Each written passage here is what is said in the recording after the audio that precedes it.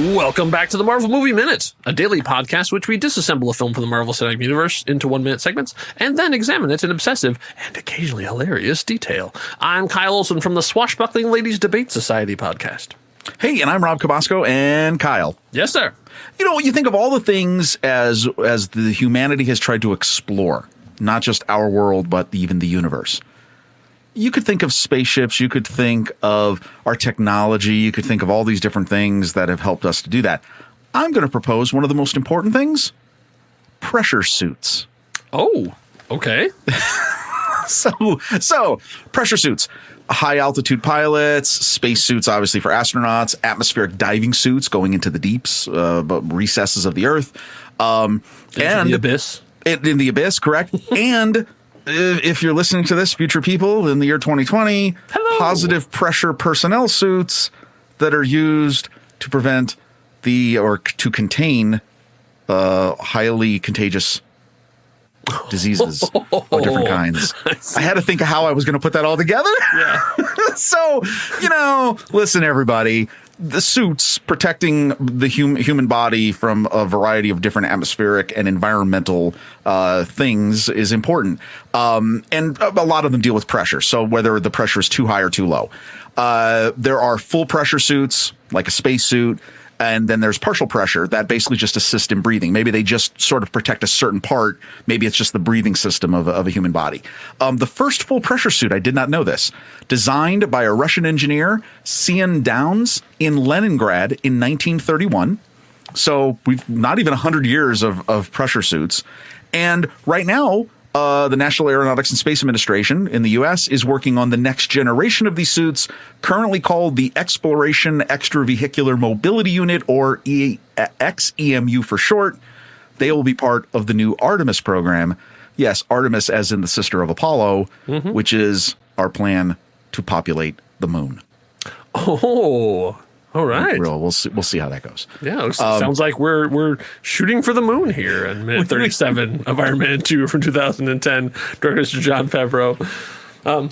So we're picking up where we left off, which is the battle has begun. So Tony has armored up. He is in his Mark V armor, ready to finally dispense some justice. And Whiplash does not seem impressed. Like, as much as we raved about how awesome this suit is, Whiplash doesn't seem to make a big deal. Because he's ready to go. So Iron Man, of course, what is Iron Man's first move? The repulsor blast. So he brings out his left hand and tries to, and Whiplash whips the hand away. And so you start to go, oh, wait, maybe whips are pretty good for this kind of fight. I was thinking that too. Like, okay, you got a guy who can fly and shoot, energy out of his hands. What are you going to do with a bunch of whips? Oh, it turns out they do really, really well. In close combat. In close combat, yes. They're he ideal. actually cracks the glass on the repulsor thing too, because the next time he brings that hand up, you see that the light has gone out. Like he has broken the blaster. We quick cuts to interior, and we see the heads-up display, and because, like we talked about, this suit is a much simpler now. This is the portable version. This is the simpler version, and the optics show it. Like there's barely anything going on. Like you can see just some real simple layouts, and all in monochrome. Essentially, there's just all in white, not like the multiple displays and things going on. And Jarvis talking to him. Jarvis isn't even in this suit. Right. So I mean, it really is a bare bones suit. Like it protects you. You can shoot some stuff, and you can't even fly in it. And I wanted to test this, so I fired up Lego Marvel The Avengers, and you can't fly in that suit either. For those of you who haven't played the game, the Lego Marvel's The Avengers game. That's because branding is when they took all the MCU movies into one and combined it, as opposed to Lego Marvel Superheroes, which is its own thing, which is another fantastic game. But this one is actually based on the thing. But the cool thing about it was you change your character to Tony Stark, and then you go to the character switch, and it brings up an array in the heads-up display of all the suits, and you can choose which suit you want, and it will come down to you, and then you put it on. And this is why I love Traveler's Tales. They had a unique animation for each of the different suits. Of course they do. So like, so your little Lego guy stands there, and then like if you bring in the Mark 6, the Mark 6 flies down, lands behind you, taps you on the shoulder, and you go, huh, and then like, and then it steps forward, opens up, and you step into it. And so I did. That's why I fired up the Mark IV, and sure enough, like the briefcase drops down, he reaches his hands into it, pulls it up, and like does the full in Lego animation, does the full thing that we just saw in minute 36. And when you have it on, you can shoot, but you can't fly.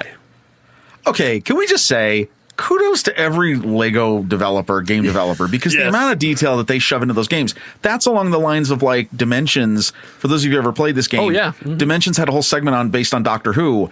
And if you finish the level, you could actually go back and change the Doctor. You could regenerate in each one of the Doctors. Yeah. And when you went into the TARDIS, the inside of the TARDIS was fully realized for that Doctor. Yeah. That detail's amazing. Well, no, and that explains so much because obviously, and I know we talked about this with Pete in the previous minute, this is the almost disposable, like we said. This is the quick and dirty emergency suit, at least for this point. And it would totally make sense that it doesn't have all of the features. And especially like you're saying is with the HUD display, it's a limited HUD display because of that. Yeah. Yeah, it gives really just the bare minimum of information. So left hand didn't work. Let's do the same thing with the right hand. So he comes out and does it. But this time, when Whiplash goes out, he actually blocks the blast. Like, you're like, oh, okay, yeah, that makes it like he shoots it and he basically just, with the whip, knocks aside the repulsor blast. Right. Wow. Well, I guess they are from the same technology, so it does make sense. But at the same time, it was like, oh, you can't just shoot him. Like he tries to pull the Indiana Jones thing. It doesn't work. We may or may not talk about plasma. Yes, I think because that becomes very important when a second suit of armor comes into play. Yeah, that may be coming sooner rather than later. Yeah. Okay, now let's talk about just all that's happening here. And this is like seconds in the actual movie.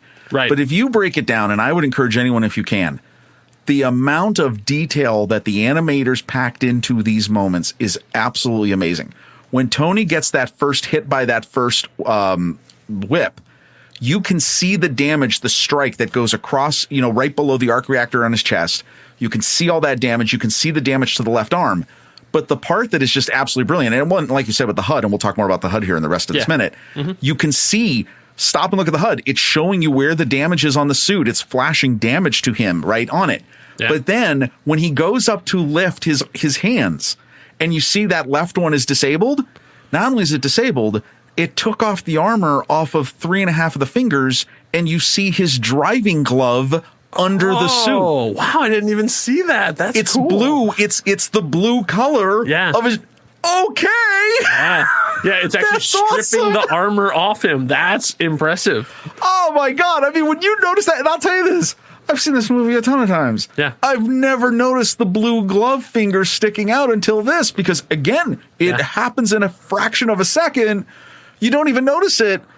Man, kudos to everybody on this, because VFX, man, way to go. Yeah, fantastic. Somebody stayed up late into the night, probably doing crunch time to get that done. So 10 years later, kudos. Yes, absolutely. So then as the fight continues on, then Whiplash actually whips a whip, because that's what he does. He's Whiplash. And it wraps around Tony's right arm, and then the other one goes around his neck. And then he grabs him and then bodily just throws him over to the other side of the track. But Tony being Tony, he still lands on his feet. But in this, we get to see a little bit that it's not just whips and electricity, but there's a strength element of it too. Because even as big as Ivan is, he couldn't just pick up Tony Stark and just throw him across the other side. So there is a strength augmenting part of the exoskeleton that he's wearing, obviously with this too. So as he whips him over the top and slams him down, and then of course you did it once, why not do it again? So he still goes the other way and slams him onto the hood of the car, and then yanks him. as he then crashes down onto the ground. And things are not going well for Tony. No, this is not like good. we all thought this would be a sort of a blowout, but it's like, oh no, Whiplash came to play. Like this is a serious fight between the two of them. So he still has the one whip attached to him, and so he takes the one off the neck, and then basically looks like, and this is anything we never get to see how he's doing this, but I'm assuming on the whip handles there's some kind of controls, because he then takes all the energy and channels it into the one whip that's still wrapped around Tony's neck and arm. Actually, I say the neck one is gone, and then just basically just starts pumping energy directly into it. So basically just sending plasma discharge essentially all along the suit and going there. And then Tony does this move. Now, I'm hoping that our listeners can actually figure this out, because you and I could not. I swear I've seen this same maneuver in another movie. I thought it was a Jackie Chan movie, but I could not find it. So the best way to fight a person with a whip is basically coil the whip. And so that's what Tony does. He starts doing this maneuver where he is grabbing the whip and then bringing it in closer to himself, realizing that the whip itself is not going to carve through the armor, even though we've seen all the damage it get done. He basically just takes it so that to get in close, because that is where the fight has to happen. Because once you're in nose to nose with somebody with a whip, the whip don't matter anymore. So that's when he gets in close, then he gets within melee range and then basically does a body slam and then throws Whiplash down onto the ground. And a body slam by Iron Man, yeah, that pretty much finishes the fight. So Whiplash crashes down, and then Tony reaches down and yanks the arc reactor off of his chest. Now, interesting. So much, like you said, so much is going on here. But yeah, first thing is, right, with whips, the main impact, or I guess the main area of the whip that hurts you is the edge of the whip, and it's got to be in the force of throwing the whip. Because like the crack that you hear is actually the tip of the whip breaking the speed of sound. It is a small sonic boom.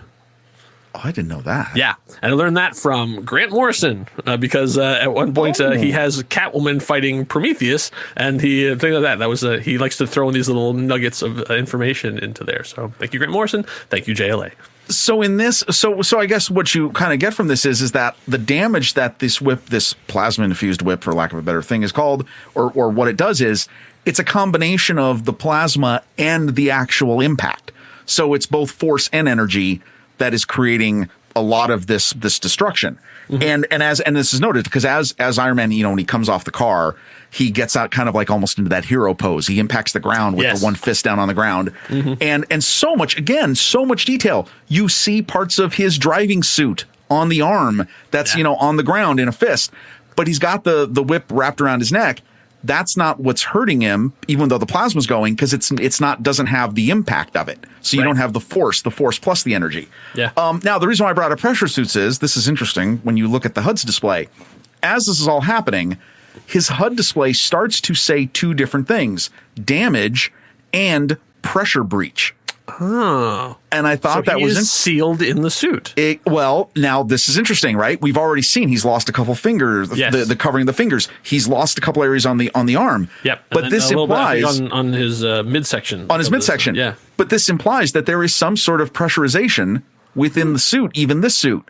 So really interesting. And that's when he sees that.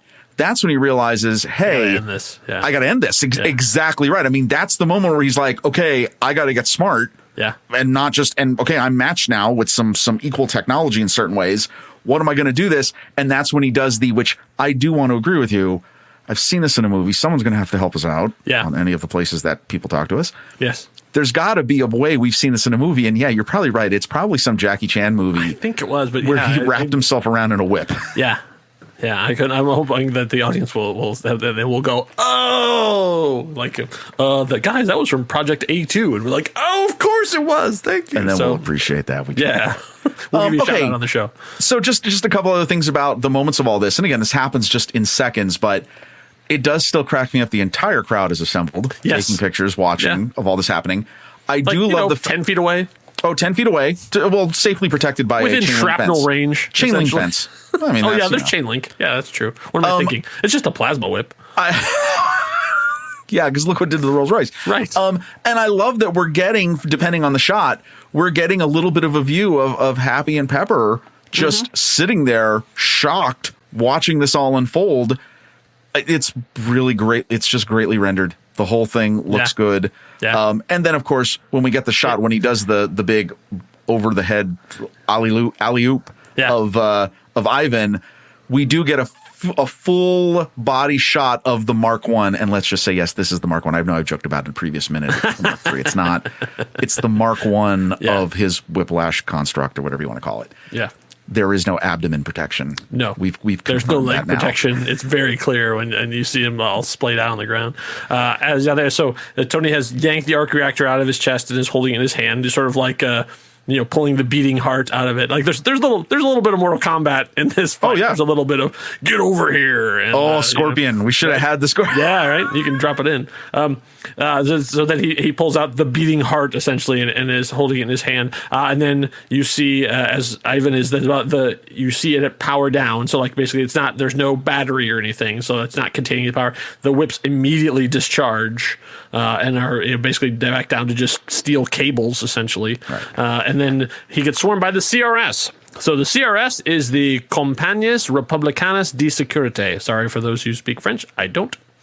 These are the reserves of the French police. They do independent security work and riot control. They're just like the people you'd call in to be the security force for a big event like this. So we see Tony is sort of like looking over this thing that's just now caused so much, has saved his life and yet now has caused him so much trouble. And then we cut to a reaction shot of Pepper and Happy, who are in the car, far away now and fine. And that is where the minute comes to an end. Well, they're physically fine. Yeah. So it's interesting that this, and then once again, fantastic. This is just an amazing fight, but also is 30 seconds long. Oh yeah, no. I think I haven't done the math, but I believe he spends as much time suiting up as he does in combat. Yeah, I think you're right. Because I believe if you set a stopwatch, I think from putting foot into suit to standing over Whiplash's body, probably be a literal minute. Now, you leave him wanting more. That's why it's so good. And obviously, this suit was never designed for a long fight. We're not going to get the forest fight from Avengers, because it's just not built for that kind of thing, and that's fine. And that's what it's known for. But I kind of wish it had gone on a little longer. Maybe a little bit. It's because it's so incredible. And that closing shot of him seeing the battle damage. I mean, I always when I used to play with my toys and stuff as a kid, I always used to love when you'd have stuff that could show real battle damage, and I always thought that was neat. This is just a dream for anybody who's ever played with stuff and wanted to see battle damage, because as they pull out, and you can see all the streaks of energy, like the scarring, the carbon scoring. Yes, it's like he's seen some action along the body. And then, like I said, the finger thing was great. I didn't even notice that. That was pretty cool. No, but really great detail. So yeah, no, and it's got some really good scuffs, but just this whole sequence is fantastic, and there's so many great little details put into it. It's really wonderfully done. So if you've figured out where that whip thing came from that we haven't figured out, you can tell us over on our Facebook group. We have a specific little area set aside for conversations like this and all of our other ones. It's called the Marvel Movie Minute and Next Reel Film Podcast Executive Lounge. We keep it a little bit separate from the thing, so it's not just the general mishmash that happens on Facebook. You can go to facebook.com/groups/the-next-reel and ask to join. We're happy to have you in. We're just trying to keep out the bots and the weirdos. The rest of you are welcome to come in and say, how could you have forgotten this classic martial arts film? And we'll go, yes, you're right. We totally forgot that classic martial arts film. Do you know, between the bots and the weirdos, if you had to pick one for entry, it'd be the weirdos. Weirdos, absolutely the weirdos. Yeah, I don't mean the weirdos because we're doing a Marvel Movie Minute podcast. We're the weirdos. That's my point. Yeah. I knew anyway. Yeah. Great. So I'll be back here for minute 38 as Tony contemplates his life and then takes a trip to the dark side of the justice system. You do not want to miss it, because they say we're still in the best 5 minutes of this movie, and things are just as exciting in a different way as we continue on. Enough said. Bye.